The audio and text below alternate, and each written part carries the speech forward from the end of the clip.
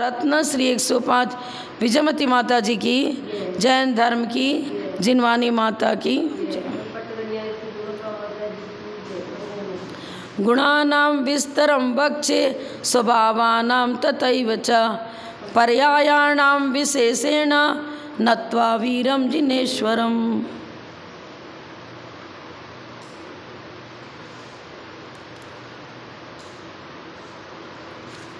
57 पृष्ठ नंबर 13 सूत्र नंबर 57। अथ पर्यायार्थिकस्य षड्भेदा।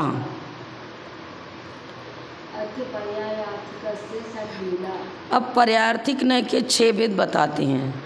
पर्यायार्थिक न किसे कहते हैं? पर्याय का कथन करना ही जिसका प्रयोजन है। द्रव्य का कथन करने जिसका प्रयोजन है उसे द्रव्यार्थिक न, और पर्याय का मुख्य रूप से कथन करना जिसका प्रयोजन है उसे पर्यायार्थिक न। अब उसके 6 भेद बता रहे हैं। पहला कौन है? अनादि नित्य पर्यायार्थिको यथा पुद्गल पर्यायो नित्यो मेरवादी। अनादि नित्य पर्यायार्थिको यथा पुद्गल पर्यायो नित्यो मेरवादी। हाँ, अब पर्यायार्थिक से तो वस्तु अनित्य सिद्ध होती है, और यहाँ पर क्या बता रहे हैं? नित्यो। मेरु कभी विकटित नहीं होता। पंच मेरु हैं, अकृत्रिम चैत्यालय हैं, वो कभी ध्वंस को प्राप्त नहीं होते।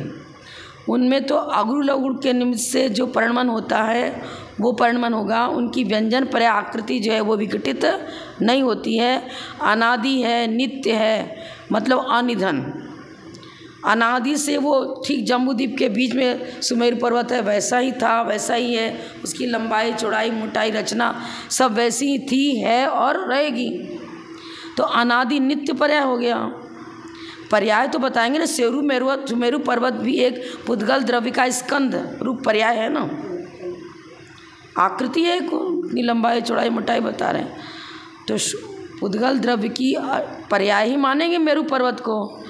लेकिन वो सुमेरु पर्वत की जो व्यंजन पर्याय आकृति है वो अनादि और नित्य है, विघटित नहीं होती है। अनादि नित्य पर्यायार्थिको, अनादि नित्य पर्यायार्थिक नय का उदाहरण क्या दे रहे हैं? मेरु आदि जो पुद्गल की पर्याय है वह नित्य है। पर्याय भी तो नित्य होती है ना, पर्याय भी नित्य होती है। अब जो अकृत्रिम जो रचना है पंचमेरुओं की, नंदीश्वर द्वीप की, ऊर्ध्वलोक, अधोलोक, मध्यलोक की जो रचना है वो भी तो एक रचना इस पुद्गल की पर्याय हो गई ना। उसका भी विवेचन करें, पर्यायार्थिक नहीं होगा। दूसरा भेद कर रहे हैं सादि नित्य पर्यायार्थिको यथा सिद्ध पर्यायो नित्य।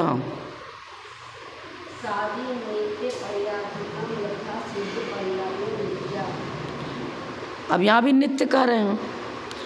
अब आपको पर्याय तो पर्यायार्थिक से वस्तु अनित्य होती है, वो ठीक है, अनित्य है, लेकिन कुछ पर्याय ऐसी होती हैं जो विघटित नहीं होती हैं व्यंजन पर्याय की अपेक्षा से। अब एक बार सिद्ध अवस्था प्राप्त हो गई, फिर वो सिद्ध अवस्था मिटेगी क्या? नहीं। आठों कर्मों का आत्यंतिक उच्छेद हो गया। अब द्रव्य कर्म नो कर्म भाव है ही नहीं, तो किसके निमित्त से वो संसार में संचरण होगा?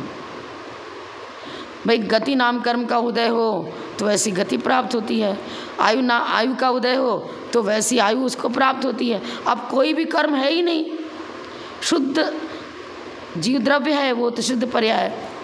तो कारण के बिना वो पर्याय विघटित नहीं होगी, इसलिए सिद्ध पर्याय को नित्य कहा।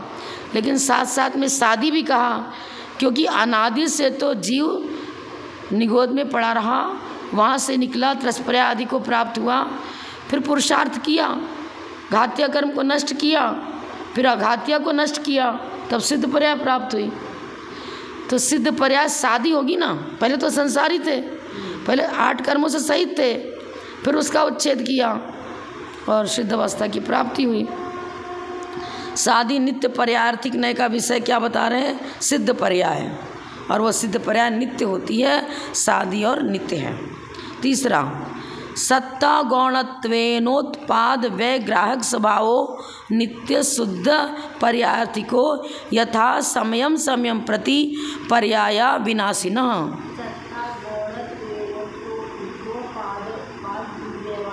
व्यय स्वभावो नित्य।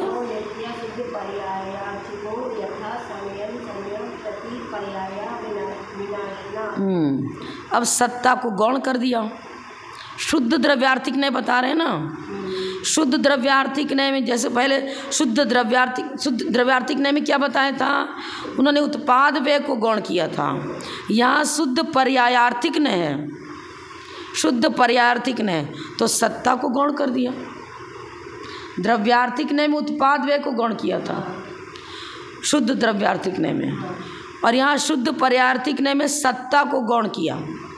उत्पाद व्यय ग्राहक, फिर सत्ता गौणत्वेन, सत्ता को गौण कर देने से और उत्पाद व्यय का ग्राहक स्वभावी होने से क्या होता है, पर्याय प्रति समय विघटित होती है। समय समय प्रति समय होने वाला परिणमन वह शुद्ध द्रव्यार्थिक न्याय का विषय बनेगा। हाँ, सत्ता गौण कर दिया और प्रति समय होने वाला सूक्ष्म ऋजु सूत्र न्याय का विषय भूत जो पर्याय एक समयवर्ती, उसको लिया शुद्ध पर्यायार्थिक न्याय, और उसमें भी अनित्य शुद्ध पर्यायार्थिक न्याय। अनित्य निकलेगा ना, ये दोत्परा लोपम अकार, और आकार था, उस आकार का लोप करके यहाँ खंडाकार अग बना दिया। तो अनित्य शुद्ध पर्यायार्थिक न्याय का उदाहरण क्या कर रहे हैं, क्या बता रहे हैं, पर्याय प्रति समय विनाश को प्राप्त होती है। सूक्ष्म ऋजु सूत्र न्याय का विषयभूत जो एक समयवर्ती पर्याय है, उसी को यहाँ पर अनित्य शुद्ध पर्यायार्थिक न्याय का विषय बताया है। सत्ता को गौण कर दिया और उत्पाद व्यय को ग्रहण किया। हिंदी भी देख लेंगे, पहले इसको 6 पूरा कर लें। सत्ता सापेक्ष स्वभावो नित्या शुद्ध पर्यायार्थिको यथा एकस्मिन् समय त्रयात्मक पर्याय। अब प्रति समय का उदाहरण क्या देंगे, अपने को समझ में आएगा क्या? हर समय मेरे अंदर क्या परिणमन हो रहा है, ये तो केवल ही गम्य है ना, इसलिए इसका उदाहरण हम नहीं दे पाएंगे। ये केवल ज्ञान का ही विषय है। अर्थ पर्याय ले रहे हैं ना, शुद्ध प्रति समय होने वाला परिणमन। अब जैसे कि प्रति समय पाक क्रिया हो रही है, आपने उबलते हुए जल में चावल डाल दिया भगोनी में, वो चावल का कण ऊपर नीचे हो रहा है। अब प्रति समय कितने कितने अंश में पाक क्रिया हुई, इसको हम शब्दों से व्यक्त कर सकते हैं क्या? तो प्रति समय होने वाला परिणमन अर्थ पर्याय है, और पहले बता चुके हैं कि अर्थ पर्याय शब्द गोचर नहीं होता। ये चीज़ें जब शब्द के गोचर है ही नहीं, वचनों से उसको व्यक्त कर ही नहीं सकते, तो उदाहरण भी कहाँ से देंगे? ये बात सत्ता सापेक्ष स्वभावो नित्या शुद्ध पर्यायार्थिको यथा एकस्मिन् समये त्रयात्मक पर्याया। यहाँ संधि विच्छेद करेंगे ना, तो स्वभाव हो जाएगा अनित्य अशुद्ध पर्यायार्थिको। अनित्य भी और अशुद्ध भी। पहले अनित्य शुद्ध था, अब यहाँ पर बता रहे 61 नंबर में अनित्य अशुद्ध। अब अशुद्ध में क्या करेंगे, सत्ता सापेक्ष कर देंगे। सत्ता को गौण किया था तो शुद्ध पर्याय बना था, अब सत्ता सापेक्ष तो अशुद्ध पर्यायार्थिक नहीं हो जाएगा। सत्ता सापेक्ष स्वभावो, सत्ता माने द्रव्य कहो चाहे सत्ता कहो, द्रव्यत्व को सापेक्ष लेकर के कथन करने वाला अनित्य अशुद्ध पर्यायार्थिक ने है। उत्पाद व द्रव्युक्तम सत, ये किसका विषय बनेगा? अनित्य अशुद्ध पर्यायार्थिक ने का विषय। सत्ता का विषय द्रव्य है। देखो सत्ता माने है। अब है की परिभाषा क्या बताए? उत्पाद व द्रव्युक्तम सत, गुण पर्याय व द्रव्यम। अब क्या किया, सत्ता से तो द्रव्यांश लेते हैं, और उत्पाद व्यय से अनित्य पक्ष लेते हैं, उत्पन्न होना, विनशना। अब ये त्रयात्मक वस्तु को ग्रहण कर रहे हैं ना, द्रव्यपना भी इसमें शामिल है और उत्पाद व्यय भी इसमें शामिल है, तीनों शामिल है। त्रयात्मक का पर्याय लिख रहे हैं ना, एक ही समय में त्रयात्मक माने उत्पाद व्यय द्रव्य तीनों अंशों से सहित द्रव्य होता है। इस प्रकार का कथन करना ये हो गया अशुद्ध पर्यायार्थिक, अनित्य अशुद्ध पर्यायार्थिक ने। पर्याय की चर्चा कर रहे हैं लेकिन द्रव्य सापेक्ष है, मतलब सत्ता सापेक्ष है, इसलिए अशुद्ध लगा दिया। और एकस्मिन समय ले लिया, प्रत्येक समय में, प्रति समय परिणमन हो रहा है, लेकिन द्रव्य को छोड़कर के परिणमन नहीं होता, द्रव्य वही का वही रहेगा और परिणमन प्रति समय होता रहता है, जैसा कि सूक्ष्म सूत्र ने भी बताया है। आप प्रति समय परिणमन नहीं होगा तो पाक क्रिया कैसे होगी? पाक क्रिया प्रति समय हो रही है, फिर कुछ समय के बाद हम कहते हैं अब भोजन पक गया, दाल पक गई, चावल पक गया, लेकिन पाक क्रिया तो प्रति समय हुई ना, वो हमें जानकारी में नहीं आ रही, जब पूरा परिपक्व हो गया तब जानकारी में आई। पांचवा, अभी हिंदी पढ़ेंगे तो और क्लियर हो जाएगा। कर्मोपाधि निरपेक्ष स्वभावो नित्य शुद्ध पर्यायार्थिको यथा सिद्ध पर्याय सदृशा शुद्धा संसारिणाम पर्याया। कर्मोपाधि निरपेक्ष स्वभावो नित्य शुद्ध पर्यायार्थिको यथा सिद्ध पर्याय सदृशा शुद्धा संसारिणाम पर्याया। वहाँ भी कर्मोपाधि निरपेक्ष शुद्रव्यार्थिक ने बताया था ना, अब यहाँ कर्मोपाधि निरपेक्ष भी बता रहे हैं, फिर सापेक्ष भी बता रहे हैं। अब यहाँ क्या बता रहे, कर्मोपाधि निरपेक्ष पढ़ना ना अपने को, तो कर्मोपाधि से निरपेक्ष माने उधर से अपना उपयोग हटा दिया, उसको अपने वक्तव्य का विषय नहीं बनाया, है तो कर्मोपाधि सहित है, लेकिन उस पॉइंट को हमने गौण कर दिया। निरपेक्ष माने गौण करके, कर्मोपाधि निरपेक्ष। अब वस्तु का स्वभाव क्या है? शुद्ध पर्याय जैसे आठों कर्मों से रहित शुद्ध बुद्ध नित्य निरंजन होती है, इसी प्रकार संसारी जीवों की पर्याय भी स्वरूपतः सिद्ध है। स्वरूप तो वही रहेगा ना, स्वरूप परिवर्तित नहीं होता है, स्वरूप वही का वही रहेगा। ऊपरी आनुषंगिक कचरा आ गया, भैया कपड़ा तो हमने बाजार से खरीदा था, चमकता दमकता शुद्ध स्वच्छ निर्मल लाए थे, लेकिन पहनते पहनते अशुद्ध हो गया। लेकिन स्वरूपता अशुद्ध नहीं हुआ। जब हम पानी मीठा जल डाल करके साबुन आदि योग प्रक्रिया करते हैं तो गंदगी हट जाती है, फिर सफ़ेद का सफ़ेद शुद्ध नजर आता है। तो स्वरूप उसका नहीं मिटा था। ऐसी परिभाषा द्रव्य में भी आएगी। हाँ, सब में आएगी, द्रव्य में भी आती, पर्याय में भी आती। पर्याय को भी यहाँ क्या कर रहे हैं, संसारिणाम पर्याय, संसारी जीवों की पर्याय भी सिद्ध पर्याय के समान शुद्ध है। ऐसा क्यों लिखा? कर्मोपाधि निरपेक्ष कह दिया ना, उसकी चर्चा हम नहीं कर रहे हैं। अरे देखो, किट्ट कालिमा सहित खान से सोना निकला, अब वो जो उसका विशेषज्ञ है उसके सामने वो पीस रखते हैं, स्वर्ण पीस, अब उसकी दृष्टि कहाँ जाती है? किट्ट कालिमा पर दृष्टि नहीं है, वो मूल्यांकन करता है कितना परसेंटेज इसमें सोना है, जांच पड़ताल करता है।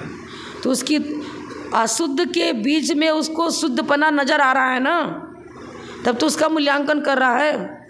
तो सीधे कहता है तो सोना है ही नहीं, पीतल है तो कहता है सोना है, जौहरी है उसका विशेषज्ञ है, तो फिर उसकी दृष्टि उतनी जाती है, पकड़ते ही समझ लेता है इसमें इतना परसेंटेज सोना है, इतना नहीं है, बता देता है। क्यों? हाथ में तो अशुद्ध सोना है। पर्याय तो भी संसारी जीव की अशुद्ध है, लेकिन शुद्ध पर्यायार्थिक ने, हम यदि शुद्ध पर्यायार्थिक ने को विषय को नहीं लेंगे तब तो कभी मोक्ष जा ही नहीं सकेंगे। हमें वर्तमान में भी अपने अंदर अनुभव करना पड़ेगा। जब हम ध्यान करते हैं, आत्मस्वरूप का चिंतन करते हैं, उधर मेरा मन बिल्कुल एकाग्र होता है, तो शुद्ध आत्म द्रव्य ही हमें नजर आता है, किट्ट कालिमा रहित शुद्ध आत्म द्रव्य पर दृष्टि जाएगी, तब तो उपयोग स्थिर होगा। ध्यानस्थ अवस्था से वो ध्यान अग्नि के द्वारा शुद्धोपयोग की भूमिका के द्वारा कर्मों का नाश करेगा, श्रेणी आरोहण करेगा। ध्यान की अवस्था को बोलेंगे। हाँ, ध्यानावस्था के समय हमें ऐसा अनुभव में आता है कि हम कर्मोपाधि रहित हैं, वैसा उपयोग लगाते हैं उसी प्रकार। ऐसे हिंदी पढ़ेंगे ना और क्लियर हो जाएगा। अब छठा नंबर क्या बता रहे हैं? कर्मोपाधि सापेक्ष स्वभावो नित्या अशुद्ध पर्यार्थिको यथा संसारिणाम उत्पत्ति मरणे स्तः। कर्मोपाधि सापेक्ष स्वभावो नित्य अशुद्ध पर्यार्थिको यथा संसारिणाम उत्पत्ति मरणे स्तः। संसारिणाम षष्ठी विभक्ति है, संधि विच्छेद करेंगे। उत्पत्ति मरणे, उत्पत्ति और मरण दोनों होता है। फलम फले फलानी, मरणे द्वितीय विभक्ति है ना। संसारी जीवों में जन्म भी होता है और मरण भी होता है। ये कथन किस अपेक्षा से बनेगा? कर्मोपाधि सापेक्ष, कर्मोपाधि सापेक्ष स्वभावो, ये लगाया। फिर अनित्य अशुद्ध पर्यार्थिक, अशुद्ध जीव है और आयु पर्यंत वो टिकता है, फिर आयु समाप्त होगी, फिर मरण हो जाता है। तो अनित्यपना है ना, जन्म मरण। हाँ, आयु कर्म की अपेक्षा लेकर के जन्म मरण होगा ना, तो कर्मोपाधि सापेक्ष चर्चा हो गई। देख लो, नहीं समझ? हाँ, दूसरी पर्याय में चला गया। एक पर्याय विघटित हुआ, दूसरा पर्याय उत्पन्न हुआ। जब भी तो लग रहे हैं, उत्पत्ति भी लिख रहे हैं। नवीन पर्याय की उत्पत्ति हुई और पूर्व पर्याय समाप्त हुआ, तो उसको मरण कह रहे हैं। इधर 63 नंबर से नहीं समझ में, देख लो, हिंदी भी देख लो। 63 नंबर,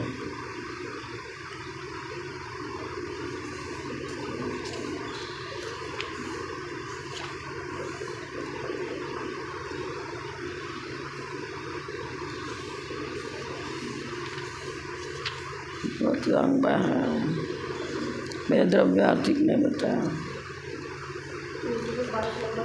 पेज नंबर 112 निकालो आप, पेज नंबर 112।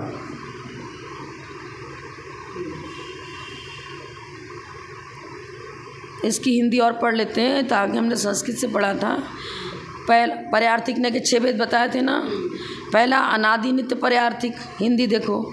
विशेषार्थ मेरु, कुलाचल पर्वत, अकृत्रिम जिनबिंब, जिनालय आदि, ये सब पुद्गल द्रव्य की पर्याय अनादि काल से हैं, अनंत काल तक रहेंगी। हिमन, महाहिमन, कुलाचल आदि पर्वत, अकृत्रिम जिनबिंब आदि जो हैं, हाँ, जिनालय, ये सब अनादि से अनंत काल तक रहेंगे, इनका कभी विनाश नहीं होगा।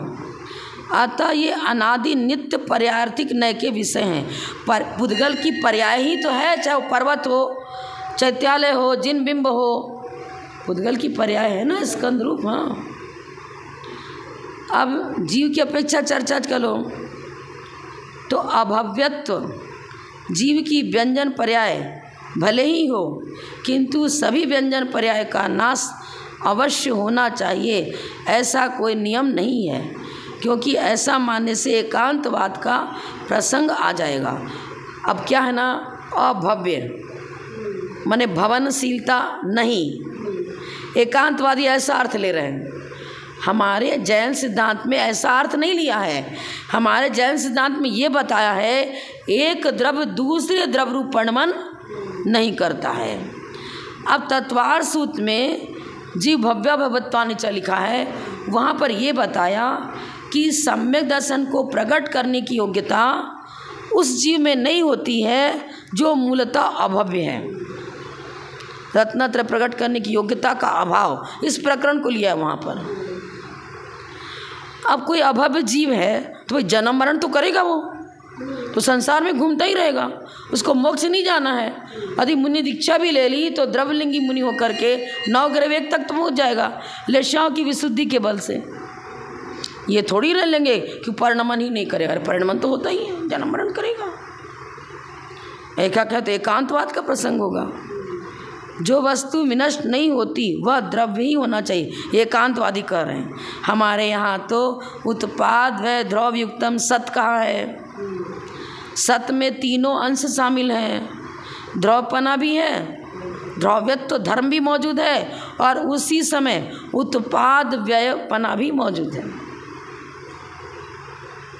अब देखो प्राकृत नय चक्र में क्या लिखा है, जो नए चंद्रमा सूर्य आदि अकृत्रिम अविनाशी पुद्गलों को ग्रहण करता है वह अनादि नित्य पर्यार्थिक नय। वही चीज़ है, चंद्रमा सूर्य, उनकी जम्बूद्वीप में 2 सूर्य 2 चंद्रमा हैं, संख्या है, उनकी रचना, उनका जो चारण गमन करने का क्षेत्र है, उनकी जो गलियां हैं, सब वैसी की वैसी, कोई इसमें परिवर्तन नहीं है। इसलिए अनादि नित्य पर्यार्थिक नय का विषय बनेगा। अब और भी वही का वही उदाहरण है, ग्रंथ दूसरे हैं, भरत आदि क्षेत्र, हिम्मत आदि पर्वत, पद्म आदि पद्म, महापद आदि सरोवर, सुदर्शन आदि मेरु, लवण आदि समुद्र, कावलोद आदि समुद्र, इनमें स्थित असंख्यात द्वीप, समुद्रों फिर समुद्र फिर द्वीप, फिर समुद्र फिर द्वीप, हाँ, भवनवासियों के विमान, व्यंतरों के विमान, चंद्र सूर्य आदि ज्योतिष देवों के विमान, स्वधर्म कल्पवासी स्वर्गों के पटल। अभी पढ़ने 3रा अध्याय जो पढ़ा, सब वैसा का वैसी रचना है ना, कोई कम बेसी होगी क्या, विघटित होगी क्या, मिटेगी क्या। अब वो पुद्गल स्कंद वैसा का वैसा बना रहेगा। अब वो क्या है ना, जितने सुमेरु आदि पर्वत हैं ये पृथ्वी कायिक हैं। अब इसके अंदर उत्पन्न रहने वाला जो जीव, उसकी आयु पूर्ण होगी, वो हट जाएगा और तत्काल उसी समय इसका विघटन, अंधकार का हटना और प्रकाश का होना एक ही समय है ना। जिस समय अंधकार मिटा उस समय प्रकाश हुआ। उसी तरह जिस समय उस जीव का उस शरीर से हटना हुआ और उसी समय दूसरे जीव का प्रवेश होना हुआ, तो वहीं का वहीं टिका रहता है, विघटित नहीं होता ऐसा, ये चीज़ है। इसलिए उसको अनादि नित्य कहा। कल्प वृक्ष का तो यहाँ से लोप होता है, इन्होंने उदाहरण नहीं दिया है। यहीं पर जब सुकमा काल था इस भरत क्षेत्र में, तब यहाँ कल्प वृक्ष थे। सुखदा काल था तब भी थे, सुकमा माने जगन भोग में आए तब भी थे। अभी कहाँ हैं? भरत क्षेत्र तो वही का वही मिट गए। अब पाप का उदय आया। पाप पुण्य के अनुसार कल्प वृक्ष का तो लोप भी होता है और प्रकट भी होते हैं। प्रकट और लोप बताया ऐसा। पुण्य के अनुसार वो प्रकट हो जाते हैं और पाप उदय से विघटित हो जाते हैं। पर यहाँ तो जो रचना बता रहे भरत आदि क्षेत्र की, ये तो सादी और अनादि और अनिधन है। सिद्ध पर्याय सादी और नित्य बताओ, वही चीज़ यहाँ भी दिया। वही लिख रहे हैं, ज्ञान दस मरण मोहनी, ऐसे भी 8 कर्मों का नाश हो गया तो नाश हो गया। अब रहा ही क्या? पुण्य और पाप दोनों का जो वर्क था, कार्य था, वो पूर्णतः समाप्त हो गया। अनंत अवस्था में तो पुण्य प्रकृति अपना काम कर रही थी, अघातिया कर्म से सहित थे। तो अभी तो अरहंत अवस्था को हम नित्य नहीं कह पाएंगे। कर्मजन्य अपना कार्य चल रहा है उनका। अब जब कर्मोपाधि से रहित हो गए तब सिद्ध पर्याय प्रकट हुई। अब वहाँ पर विघटित कर्म है ही नहीं, तो उस पर्याय में परिवर्तन कैसे हो गए? कर्मजन्य परिवर्तन होता था, अब 8 कर्म नष्ट ही हो गए, तो सिद्ध पर्याय कैसी हुई? सादी नित्य। यही चीज़ वही का ही बता रहे। कुछ उसमें हमको अलग अलग विषय नज़र आ नहीं रहा। अब तीसरे में सत्ता को गौण कर दिया। सत्ता को गौण करके क्या बताया? प्रति समय पर्याय विनाश को प्राप्त होती है। द्रव्य को गौण किया, वही का वही है। द्रव्य की अपेक्षा सहित करेंगे तो त्रयात्मक हो जाएगा। एक ही समय में पर्याय उत्पाद व द्रव्य चारों सहित है, कोई विशेष नहीं है, वही का वही अर्थ है।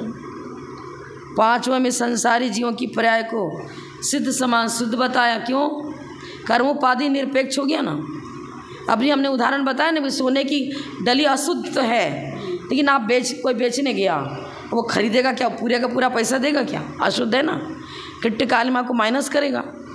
हाथ में पूरी वैसी की वैसी डली है, लेकिन उसको अनुभव बहुत अच्छा है, तो हाथ में लेते बताता अरे इसमें तो इतना परसेंटेज सोना है, इसमें है नहीं। क्या हुआ, हमारे पास ना विधान में से विधान होता था संघ में, तो 5 चांदी के कलश थे। अब मैंने जब वहाँ पर अभी चातुर्मास किया तो नाम में भूल रहे हैं देखो, तो उसने जैसे हाथ में लिया कारीगर ने, तो कह रहा है कि अरे इसमें तो बिल्कुल 10, 15, 20% ही चांदी है ही नहीं चांदी। हमारे संघपति ने उसको संग मिला के दिया था, अब वो भी ठगा गए खरीदने को, दुकानदार ने उनको ठग दिया, चांदी का भाव ले लिया और ठग दिया। फिर बाद में उसको गला करके हम लोगों ने हटा ही दिया, रख के क्या करेंगे उसको, और कुछ मिला मिलो करके दूसरा द्रव्य बना लिया अपने से। जो देवी जी विराजमान होती, माता जी की मूर्ति विराजमान होती है, वो चांदी की थाली, उसमें और कुछ मिला मिलो के चांदी, तो 2 ही थाली थी चांदी की, 3 नहीं थी अपने संग में। तो एक तो चढ़ाने का, एक द्रव्य रखने का, फिर तीसरी हो गई।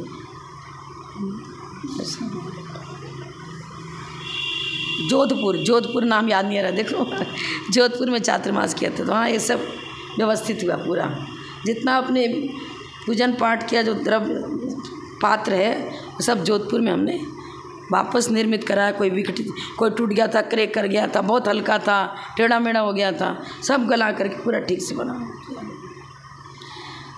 पर वो हाथ में लेते ही उसने बता दिया, और वास्तव में वहाँ खड़े होकर के उसको बला तो नहीं निकला चांदी, उतना निकला ही नहीं।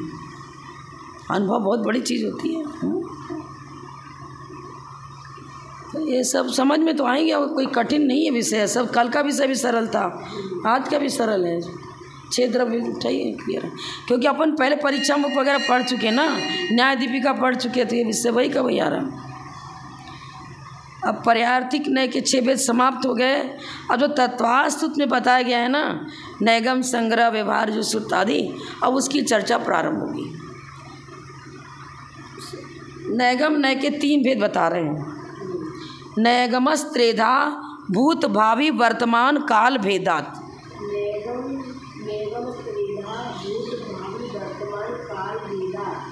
पेज नंबर हमने यही रखा है, 118 है ना, हिंदी देख ले की बात है। नैगम नय के 3 भेद पढ़ चुके अपन, तो भूत नैगम नय, भावी नैगम नय और वर्तमान नैगम नय। अब भूत की चर्चा करेंगे। पहले नैगम नय कहते किसे? संकल्प मात्र ग्राही नैगमन, द्रव्यार्थ, द्रव्य पर दृष्टि है।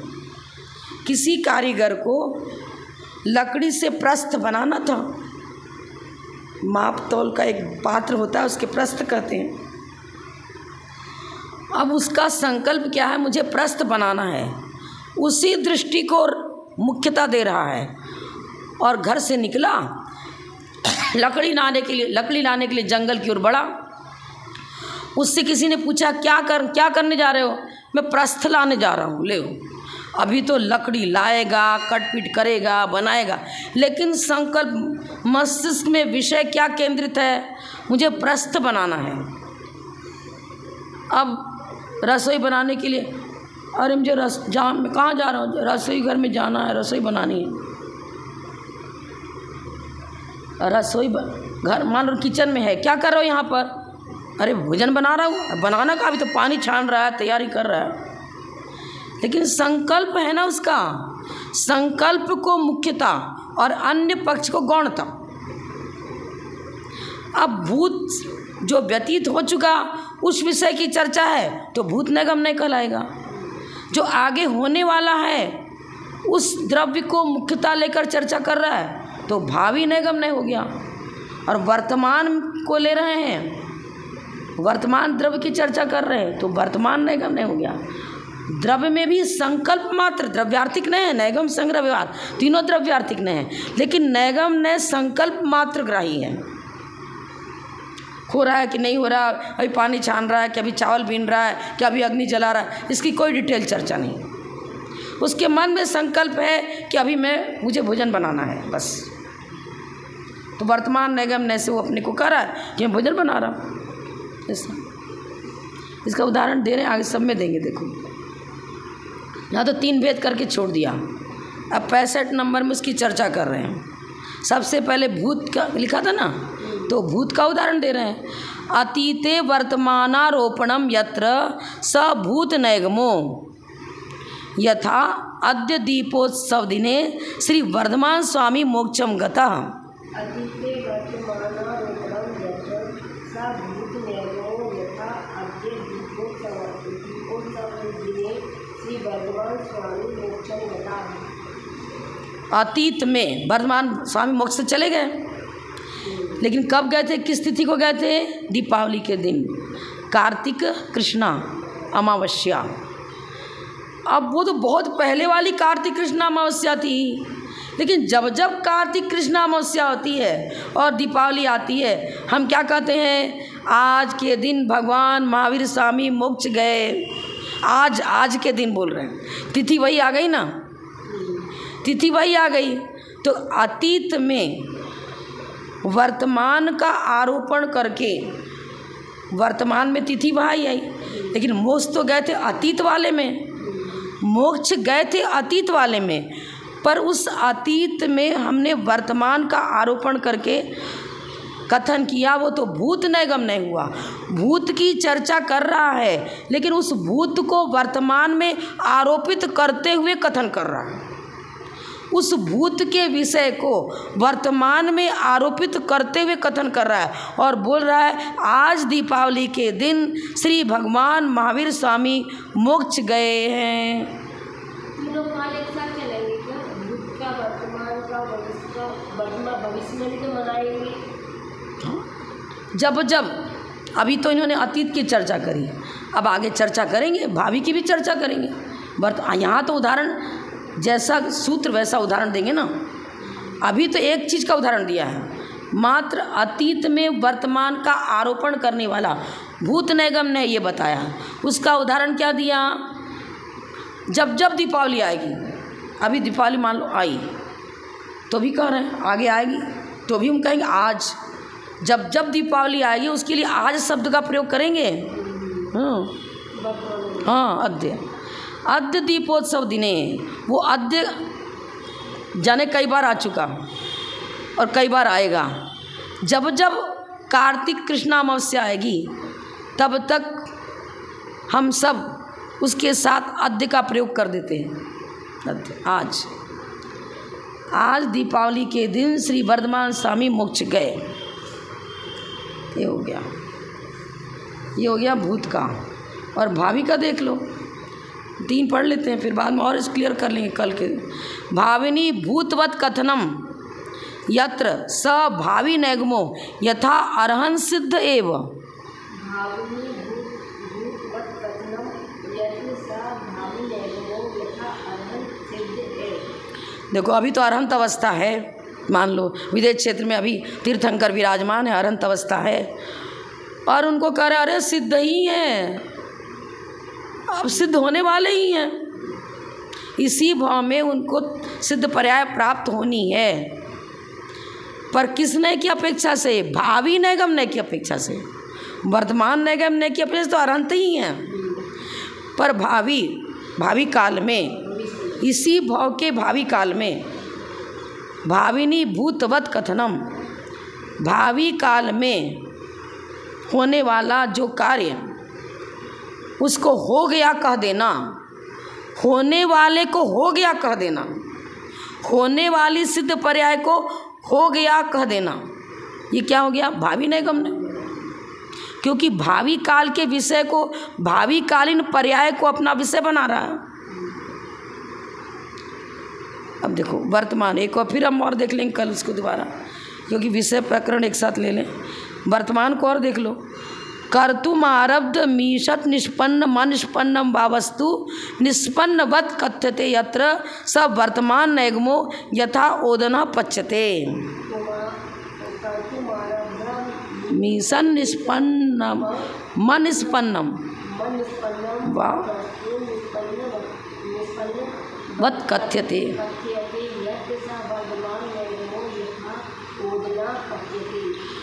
ऐसा सब महिलाएं कहती हैं। अभी तवा पर रोटी रखी है और बुला रहा है, रोटी सिक गई, भोजन पक, आ जाओ बैठ जाओ, बन चुका भोजन, बन ही चुका। अभी तो सेक रहे हैं, चालू है सेकना। कुछ निष्पन्न है, कुछ अनिष्पन्न है। क्या लिख रहे हैं? करना प्रारंभ कर दिया। मतलब मान लो उदाहरण दे रहे हो, रोटी सेकना प्रारंभ कर दिया। ईसत निष्पन्नम, एक पल रहा तो मान लो सिक गया, या पलटे का कुछ भाग सिक गया। अब दूसरा पलड़ा भी सेकना चालू कर दिया, लेकिन पूरा नहीं सीखा है, तो निष्पन्न भी है और निष्पन्न भी है। उसको पूरा निष्पन्न भी नहीं कर सकते और पूरा अनिष्पन्न भी नहीं कर सकते, क्योंकि पाक क्रिया अभी चालू है, करना आरंभ कर दिया है। पर क्या बता, निष्पन्न वत कथ्यते, पक ही गया ऐसा कह देते हैं, तो क्या हो गया? वो वर्तमान नैगम्य का विषय, क्योंकि पक क्रिया चालू है तो वर्तमान कोई विषय कर रहे हैं, ये वर्तमान नैगम्य नहीं हुआ। कोई पुरुष भात बनाने की सामग्री इकट्ठा कर रहा है, किंतु उसका यह कहना है कि मैं भात बना रहा हूँ। अरे अभी तो सामग्री इकट्ठा करा, भात बना कहाँ रहा है? पर संकल्प मात्र ग्राही है ना, उसने संकल्प तो भात बनाने का किया है।